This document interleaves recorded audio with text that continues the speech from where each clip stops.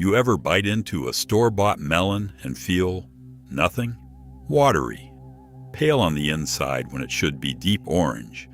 No smell when you cut it open. You paid $6 for a bag of wet nothing. Now picture this instead. Your own melon, still warm from the sun, sitting on the kitchen counter.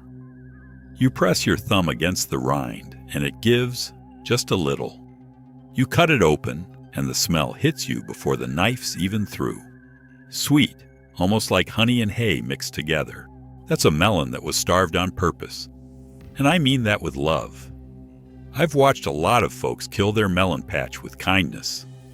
Every morning, hose out, soaking the ground. Every evening, same thing. Gotta keep it wet, they tell me. Gotta keep it wet. And I just shake my head because that's exactly backwards. That's not your fault, though. Nobody taught you different. The seed companies sure aren't going to. My name's Ron. My wife Johanna and I have been living off the grid out here in the woods for over 40 years now. No power company, no water bill, no man in a truck coming to read a meter. Just us, the land, and the old ways. The ways my granddad taught me and his granddad taught him. And today, I want to hand you one of those old ways. It's about melons. But really, it's about water and restraint and knowing when to walk away. 3 old rules. That's what I'm giving you today. 3 rules the gardeners knew 100 years ago and that almost nobody remembers now. Stick with me to the end, because I'm also going to show you where these 3 rules fit into something a whole lot bigger. A way of living where you're not sending your paycheck to the water company or the grocery store ever again. Here's the secret nobody tells you at the garden center. A melon plant spends its whole life drinking spring rain, summer hose, every drop it can get. And it needs that, don't get me wrong. That's how you build a big plant with big leaves and a strong root system. But somewhere around 10 to 14 days before you expect to pick that melon, everything changes. You stop. Not all at once, mind you. You ease off. Cut the water back by half, then by half again. By the last few days, that plant is drinking almost nothing but what it can pull up from deep in the soil, from roots it built earlier in the season when you were feeding it right. Why in the world would you do that to a plant that's about to give you fruit? Because water and sugar are in a fight, and water always wins if you let it. A melon vine that's flooded with water right up to harvest day is going to push all that water straight into the fruit. It dilutes the sugars. It waters down the flavor, literally. But a plant that's a little thirsty, a plant that has to work for what it's got, starts concentrating everything it has left into that fruit. The sugars go up. The flavor goes up. The color deepens. You're not starving the plant to hurt it. You're asking it to finish the job it started. My granddad used to walk the melon patch those last 2 weeks with his hands behind his back, not a bucket in sight. Johanna calls it the dry walk. She still does it every August, same as I've watched her do for going on 4 decades. She walks the rows, looks at the leaves, looks at the soil, and doesn't touch the hose unless the plant is truly wilting past what it should. That's restraint. That's the whole secret in one word. Now here's where the old-timers really had something the rest of us lost. They didn't pick melons by counting days on a calendar. They read the plant. Every melon has a little curly tendril growing right where the fruit stem meets the vine. While that melon is still filling up with water and sugar, that tendril stays green, stays curled up tight like a little spring.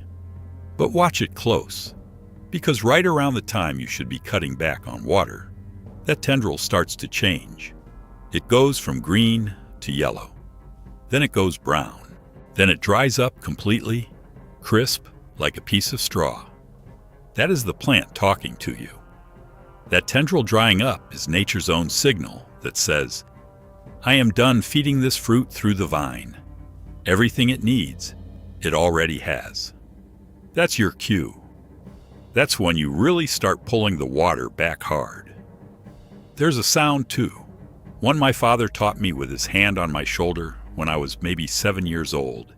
Standing in the dirt beside him, you thump the melon, gentle, with 2 fingers, like you're knocking on a door.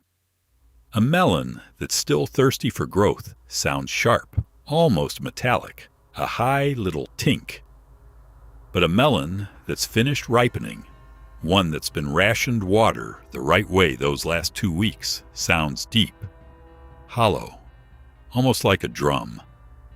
Thunk, low and round. Smell matters too. Walk by a melon patch in the last few days before harvest, one that's been handled the old way, and you'll catch it in the air before you even bend down. Sweet, almost floral, coming right up through the leaves. A melon that's been drowned in water right to the end won't smell like much of anything. All that fragrance got washed thin, same as the flavor. Color on the rind changes as well. The skin dulls down from a shiny green to a duller, almost waxy look. Some varieties, the underside touching the soil turns from white to a warm cream or gold.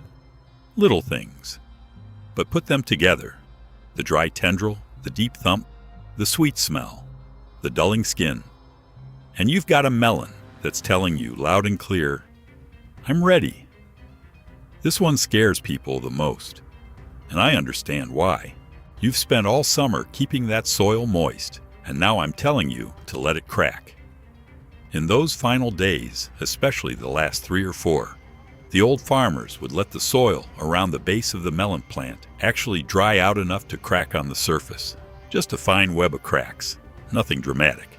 That cracking tells you the top few inches are dry, which is exactly what pushes those roots down deep, chasing the last bit of moisture, and it's that deep root pulling that concentrates everything good into the fruit hanging above it. Johanna's rule is simple. She says, if you're comfortable with how dry it looks, you waited too long to stop worrying. That little bit of discomfort, watching the ground go pale and cracked when every instinct says water it, that's exactly where the sweetness comes from. Nature doesn't reward comfort. It rewards a little bit of struggle at just the right time.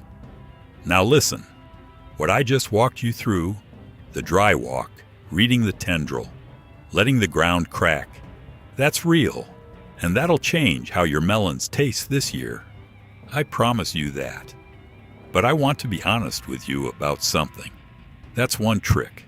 One single piece of 40 years of living completely outside the system. Johanna and I don't pay a power bill. We don't pay a water bill. We grow the overwhelming majority of what we eat on a piece of land smaller than most backyards. And we've done it without breaking our backs or breaking the bank. And a few years back, we finally sat down and put every single thing we've learned, over 100 different projects, into one place. It's called the Self-Sufficient Backyard for the Independent Homesteader. It's not just melons and vegetables.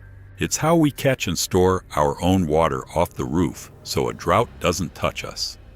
It's a homemade electrical setup that's kept our lights on for decades without a utility pole anywhere near us.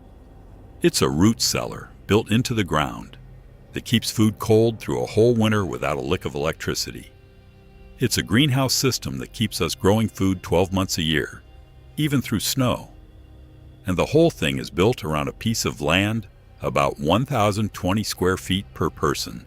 That's it. You don't need 40 acres. You don't need a tractor. You don't need deep pockets. If you want to see the rest of what we've packed into it, the link is right down there in the description. I'll tell you plainly, we've got a discount running on it today, and only a limited number of copies at that price. So if you've been thinking about this kind of life for a while now, today's a good day to stop thinking and go look. It comes with some bonus guides too, and it's backed by a 60-day guarantee. So there's no risk in just taking a look and deciding for yourself. Now let's get back to the garden, because there's one more thing I want you to understand.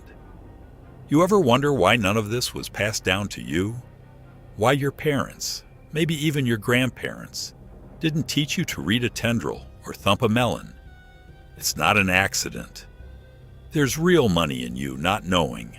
The big seed companies want you buying new seed every single year instead of saving your own. The grocery chains want you walking through their doors every week, dependent on them for food that was picked green and shipped 1,000 miles before it ever saw your kitchen. Even parts of our own government have, over the years, made it harder for the small homesteader. More permits, more rules, more hoops, while the big operations get the breaks. They don't want you self-sufficient. A self-sufficient family doesn't need them. A family that grows sweet melons with nothing but sunlight, saved seed, and a little bit of old knowledge, that family isn't writing checks to the water company or filling a cart at the supermarket every week. That's not good for their bottom line, but it's awfully good for yours. That's why this knowledge got quiet. Not because it stopped working, because somebody stopped teaching it. Here's what I want you to do this week. Go out to your garden, or even just one pot on a porch if that's all you've got, and find something that's close to ready, a melon, a tomato, whatever you're growing, and practice the dry walk. Ease off the water. Watch what the plant tells you instead of what the calendar tells you, and I want to hear from you. Down in the comments, tell me this. What's one thing your grandmother or grandfather used to do in the garden that nobody does anymore? I read every single one of those comments, everyone. And some of the best old tricks I've ever learned came straight from folks like you sharing what got passed down in their own family. If this kind of thing means something to you, hit that like button and subscribe to the channel so you don't lose these old methods when the algorithm decides to bury them. We've got a lot more coming. Next time, Johanna and I are going to show you how we've kept meat and dairy cold for 40 years without ever plugging in a refrigerator. It's simpler than you'd think, and it's one of those old tricks that, once you see it, you'll wonder why everybody stopped doing it. Until then, get your hands in the dirt and let that ground crack a little. That's where the sweetness is.